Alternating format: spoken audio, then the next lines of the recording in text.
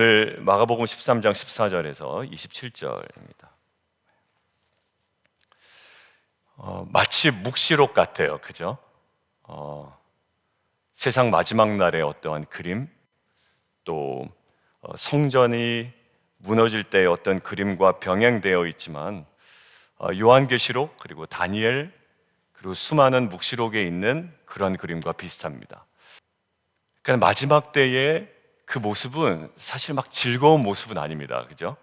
그러니까 어렵고 힘들고 흔히 얘기하는 이 고난의 모습이죠. 자, 그러면 고난의 모습 속에 결국 우리가 할 일은 도망가고 피신하고 숨어 있어야 되느냐, 이게 전부냐라는 생각이 있어요. 그러나 어제의 말씀의 근거로 하면 이 고난과 무엇을 연결시킨다고요? 고난과 선교, 그리고 고난과 이 전도를 연결시킵니다.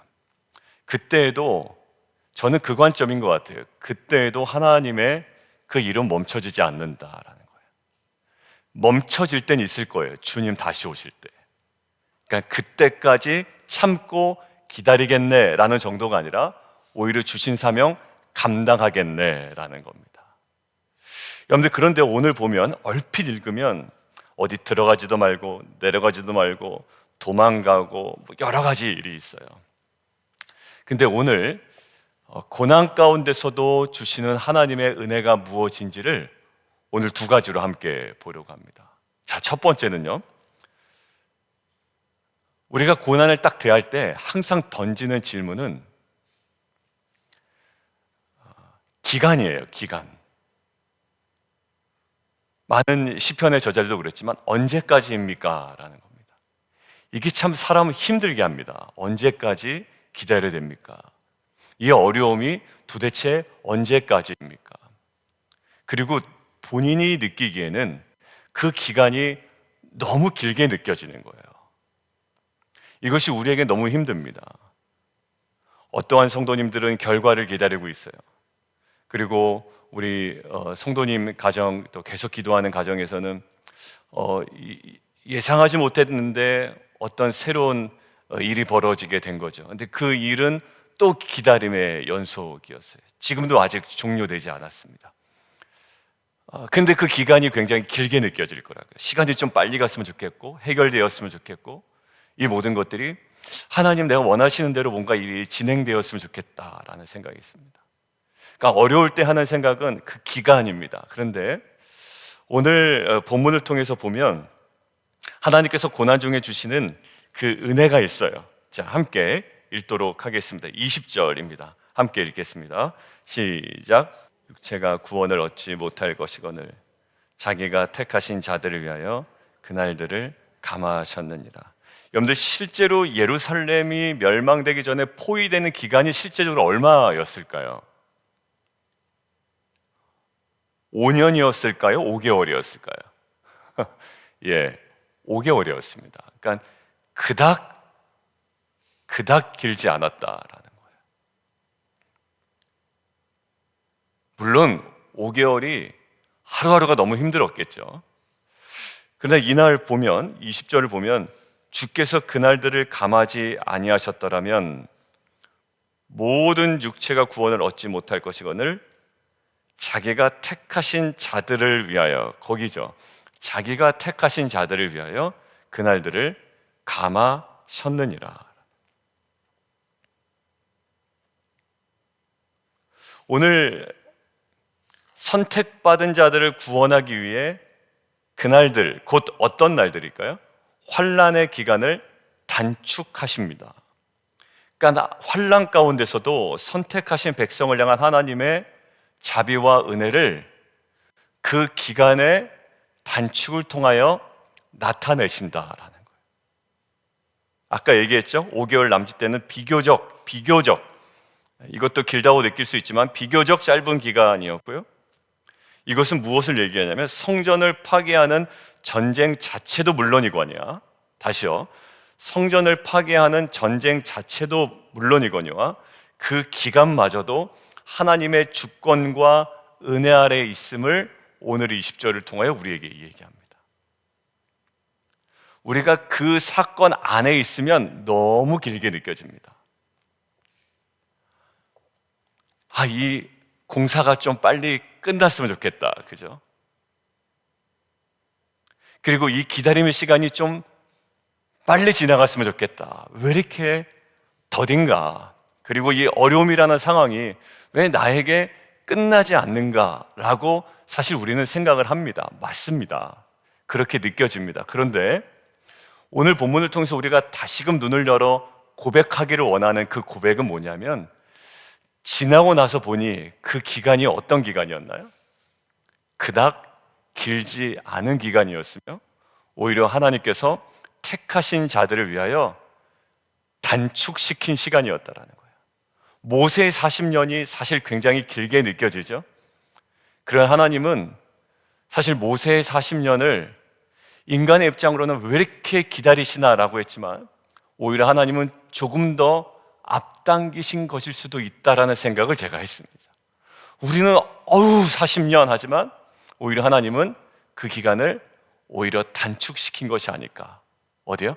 백성들의 부르짖음을 들으시고, 선택한 백성의 부르짖음을 들으시고. 오늘 이야기가 뭐라고 이야기해요?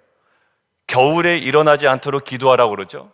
저는 이것들과 같이 함께 오늘 묵상하기를 원하는 것은요, 선택받은 이스라엘 백성의 부르짖음을 들으시고 가장 맞는 시점으로 주님께서 그 시점과 기간을 단축시키고 정하신 것처럼, 저와 여러분의 이 새벽에 나와 기도하는 이 기도와 간구를 통해, 선택받은 자들의 간구를 통해, 성도들의 간구를 통해 하나님께서 가장 적합한 그 시간과 그 기간을 정하시고, 그때에 하나님의 일들을 우리 성도님들의 그 가정 가운데, 그 기도 제목 가운데 분명히 이루어 나가실 줄 믿습니다. 응답의 방향은 우리는 잘 몰라요. 그러나 가장 선한 길로, 가장 완전한 길로, 가장 적절한 때에 주님께서 우리 택하신 자들을 위하여 그 시기와 때를 정하여 그 모든 것들을 이루실 줄 믿습니다. 그런데 이것들을 묵상하는데 사실 우리는 너무 오래 기다렸습니다. 하나님 왜 이렇게 힘듭니까? 라고 하지만 사실 기다리신 분은 누가 더 많이 기다리셨나요? 하나님께서 많이 더 기다리셨습니다. 더 오래 참으셨고 더 기다리셨습니다. 신앙생활 처음에 할 때는 그래도 조금 성장하더니 성장하지 않는 우리들을 어떻게 하셨을까요? 계속 기다리셨습니다. 그 문턱만 넘으면 되는데 그 문턱을 못 넘어요. 그 꾸준함도 그렇고 그 어떠한 그 깊이도 그렇고 우리를 성장하기를 원하시거든요. 근데 방법은 한 가지입니다. 사도 바울이 2년 동안 꾸준히 거기에 깊이 있게 지속적으로 무엇인가를 감당해야 되잖아요. 근데 거기서 계속 넘어지는 거예요, 저희가. 어제도 그 기도회 때 예전 목사님 기도하는 가운데 그런 얘기를 많이 했습니다만 계속 그 연약함에 탁탁 넘어지는 거예요. 그 자신의 고질적인 연약함이 있거든요. 반항하고 싶은 마음, 아니면 게으른 상태, 어떤 여러 가지 것들. 근데 하나님 어떠시냐면 그것들을 계속 끝까지 참고 기다리신다라는 거예요. 우리가 왜 이렇게 참아야 됩니까? 라고 하지만 사실 이것을 묵상하는데 하나님께서 더 많이 참으셨다라는 마음이 들었습니다. 그 참으셨던 하나님께서 오히려 우리가 어려울까봐 그 모든 것들을 기간을 단축시키시고 가장 정말 소중할 때에 우리에게 하나님의 일들을 행하시고 또 응답하시며 보여주실 줄 믿습니다. 개인적으로 묵상하고 개인적으로 갖고 있는 기도 제목이거든요. 근데 이것에 대해서도 이게 하나의 저한테는 사실 레마로 다가왔습니다. 근데 이제 제가 이거야 라고 할 수 없어요. 왜냐하면 저도 몰라요. 하나님 이게 좀 강하게 다가옵니다. 어제 묵상할 때 그랬어요. 어떤 거냐면 자기가 택하신 자들을 위하여 그날들을 감하셨느니라 했는데 제가 이것을 아멘 했습니다. 왜? 상황이 쉽다 어렵다? 어렵다. 지금 묵시록에 가까운 내용들이고 다 지금 어려운 상황들입니다. 또 어디 도망가라고 그러고 숨으라고 그러고 내려오지 말라고 그러고요. 도대체 빛이라고는 하나도 보이지 않는 상황이에요. 물론 결말이 좋다는 건 알지만 그 시간이 그 상황이 너무 어렵거든요. 근데 지금 저희 자녀들이나 또 저희 성도님들이나 그 성도님의 자녀들이나 하나님 이게 정말 약속의 말씀이었으면 좋겠습니다라는 마음이 들더라고요. 뭐냐면 자기가 택하신 자들을 위하여 그날들을 감하셨느니라. 함께 나와서 기도하면서 많이 기다리셨잖아요. 그리고 지금도 기다리고 계시잖아요. 그리고 오히려 지금은 날짜를 딱 정해놓고 기도하신 분들도 계십니다. 왜냐하면 그날에 무엇인가가 정해져 있기 때문에, 인터뷰가 정해져 있고 무엇인가가 정해져 있어요. 자, 그때 하나님께서 더 길게 더 오래 기다리게 하실 수도 있지만 우리 안에 확신은 그리 아니하실지라도 내가 원망하지 않겠습니다. 그러나 오늘 약속의 말씀 붙들고 택하신 자들을 위하여 그날들을 어떻게 돼? 감하셨느니라. 저는 이게 우리 성도님들의 약속의 말씀이 되길 원해요. 그리고 이거 붙들고 기도했으면 좋겠어요. 자, 두 번째는요, 고난 가운데 그냥 피신하고 어렵고 그냥 다 잘 될 거야 라는 그냥 마음의 위안뿐만 아니라 실제로 그 날들을 감하시는 은혜였잖아요. 결국 기간도 하나님의 주권 속에 있는 은혜였습니다.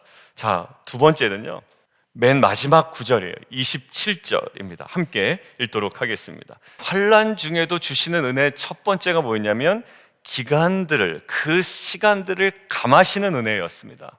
아닌데요? 나 너무 많이 기다렸는데요? 아니요. 더 길게 갈 수도 있었어요. 근데 지나고 나서 보십시오. 우리의 고백이 어떤지. 결국 하나님께서 그 기간마저도 은혜로 덮으셨습니다라는 고백을 하게 될 거예요. 자, 두 번째는 어떤 은혜냐면 환난에서 궁극적으로 건져내시고 구원해 주시는 은혜입니다. 거기 계속 내버려 두게 하지 않으신다고요. 오늘 보세요. 그때에 어떤 때요? 환난과 어둠과 재앙과 여러 가지 그 상황들이 어렵잖아요. 그때 그가 천사들을 보내요. 천사는 개념이 아니죠. 실존하는 거죠. 천사들을 보내요. 오늘 찬송가 가사처럼 천사들을 보내요. 주의 백성들을 뭐 한다고요? 모으신다. 오늘 찬송가 가사처럼. 이거는 실제가 될 겁니다. 자기가 택하신 자들을 땅 끝으로부터 하늘 끝까지 사방에서 모으리라.